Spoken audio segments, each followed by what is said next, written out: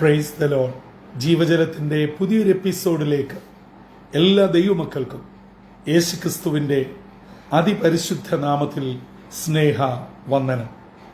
ഇന്ന് 2025 സെപ്റ്റംബർ മാസം 2-ാം തീയതി ചൊവ്വാഴ്ച.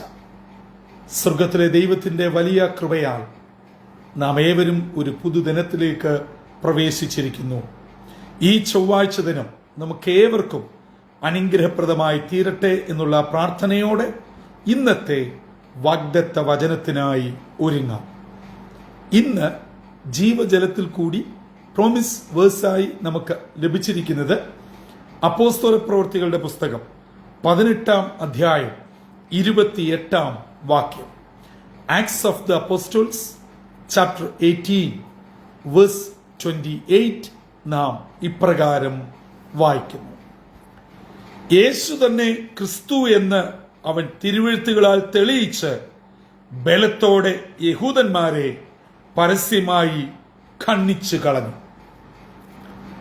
അപ്പോസ്തലനായ വിശുദ്ധ പൗലോസ് തന്റെ സുവിശേഷ ദൗത്യമായ മിഷണറി യാത്ര തുടരുകയാണ്.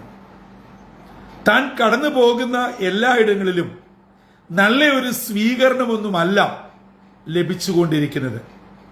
കുറെ പേർ സ്നേഹത്തോടെ ആദരവോടെ സ്വീകരിക്കുന്നുവെങ്കിലും അതിനും ഉപരിയായ ആളുകൾ പലയിടങ്ങളിൽ നിന്നായി യഹൂദന്മാരെ കൂട്ടിയിണക്കി പൗലോസിനെതിരെ ശണ്ഠയിടാറ് പതിവാണ്.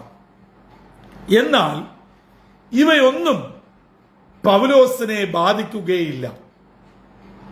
ഞാൻ ആരെ വിശ്വസിച്ചിരിക്കുന്നു എന്ന് പൗലോസ് തിരിച്ചറിഞ്ഞതുകൊണ്ട് തനിക്കെതിരെ ഉയരുന്നതൊന്നും പൗലോസിനെ ബാധിക്കാതെ വണ്ണം പൗലോസ് നിർബാധം തന്റെ സുവിശേഷ ദൗത്യം തുടരുകയാണ്.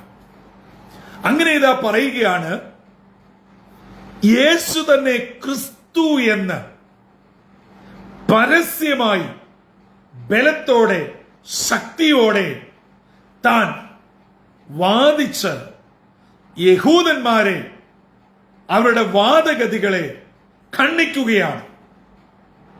എന്താണ് അതുകൊണ്ട് ഉദ്ദേശിക്കുന്നത്? യേശു തന്നെ ക്രിസ്തു, ക്രിസ്തു അഥവാ രക്ഷകൻ, മശിഹ. യഹൂദന്മാർ യേശുവിനെ ക്രിസ്തുവായി മശിഹയായി അംഗീകരിച്ചിട്ടില്ല. അതുകൊണ്ട് യേശു മശിഹ അല്ല, ക്രിസ്തു അല്ല എന്നവർ വാദിക്കുമ്പോൾ അവരുടെ മുമ്പാകെ പൗലോസ് അതിശക്തമായി വചനത്തിന്റെ തെളിവുകൾ നിരത്തിക്കൊണ്ട് യേശു ഏക രക്ഷകനാണ്, യേശുവിൽ കൂടെ മാത്രമേ രക്ഷയുള്ളൂ, മാനവലോകത്തിന്റെ പാപ പരിഹാരകനായി മിശിഹായായി നസ്രേത്തിലെ തച്ചന്റെ മകനായി യേശു ഈ ഭൂമിയിൽ ജാതം ചെയ്തു എന്നുള്ള സദ്വാർത്ത വചന തെളിവോടെ പൗലോസ് പറയുകയാണ്. പ്രിയ ദൈവമക്കളെ, നമ്മുടെയൊക്കെ ജനനം മുതൽ ഈ നിമിഷം വരെയും വിശ്വാസത്താൽ വചനത്തിൽ കൂടെ പിതാക്കന്മാർ കൈമാറിയ വചന തെളിവോടുകൂടെ യേശു എന്റെ രക്ഷകനും എന്റെ വീണ്ടെടുപ്പുകാരനുമെന്ന് എന്റെ വ്യക്തിപരമായ അനുഭവത്തിൽ കൂടെയും സ്വീകരിച്ച് പ്രാർത്ഥനയോടെ മുൻപോട്ട് പോകുന്നു.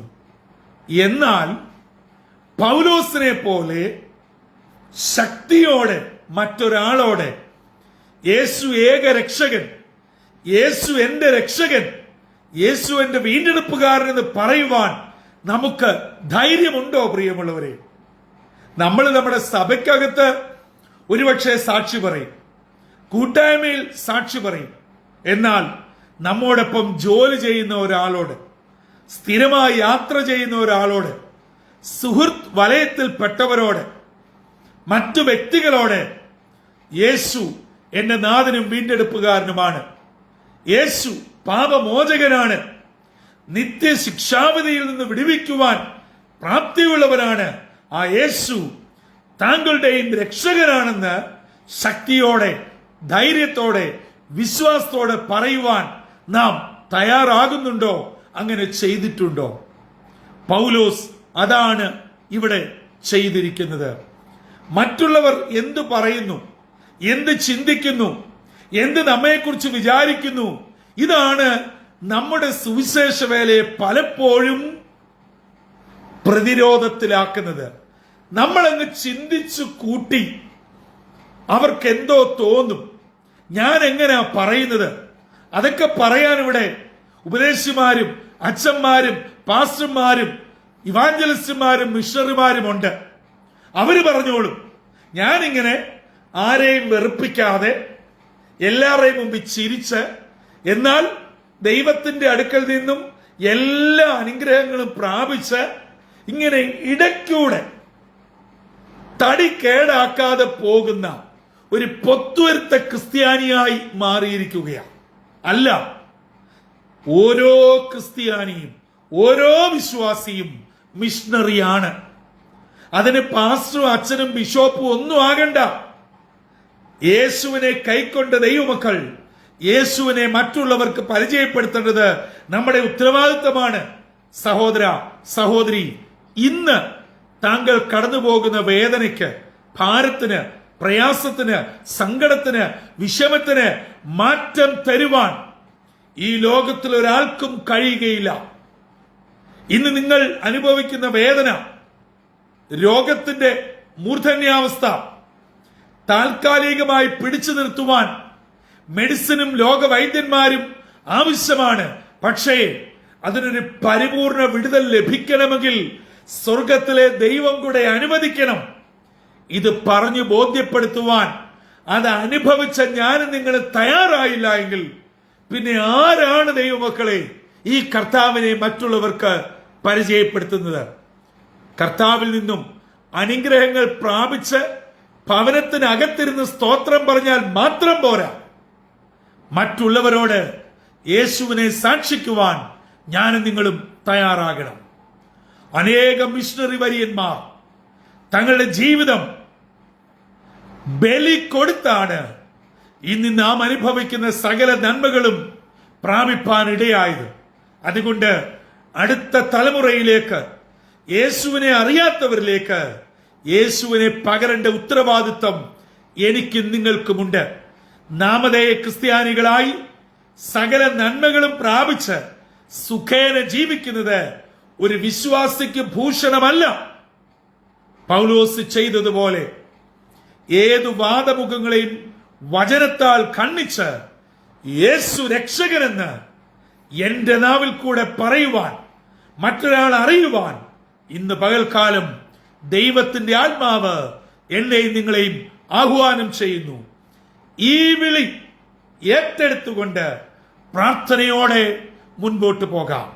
നമ്മുടെ ഓരോ ദിനരാത്രങ്ങളും ദൈവകൃപയോടെ മുൻപോട്ട് പോകുവാൻ ഈ അമിതമായ ദൈവശക്തി നമ്മിൽ വ്യാപരിക്കട്ടെ.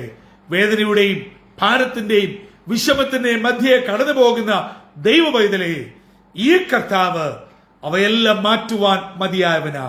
കർത്താവിൽ പരിപൂർണമായി ആശ്രയിക്കുക, ശരണപ്പെടുക. ആ കർത്താവിനെ ഒട്ടും നാണിക്കാതെ മടിക്കാതെ മറ്റുള്ളവരുടെ മുമ്പാകെ ഉയർത്തുക. അങ്ങനെ നമ്മൾ കൂടെ ദൈവനാമം മഹത്വപ്പെടട്ടെ. തലകളെ വണക്കാം, പ്രാർത്ഥനയ്ക്കായി ഒരുങ്ങാം. ഞങ്ങളെ സ്നേഹിക്കുന്ന ദൈവമേ, സ്വർഗീയ പിതാവേ, മനോഹരമായ പുതിയ പ്രഭാതത്തിനായി നന്ദിയോട് ഞങ്ങൾ അങ്ങയെ സ്തുതിക്കുന്നു, സ്തോത്രം ചെയ്യുന്നു.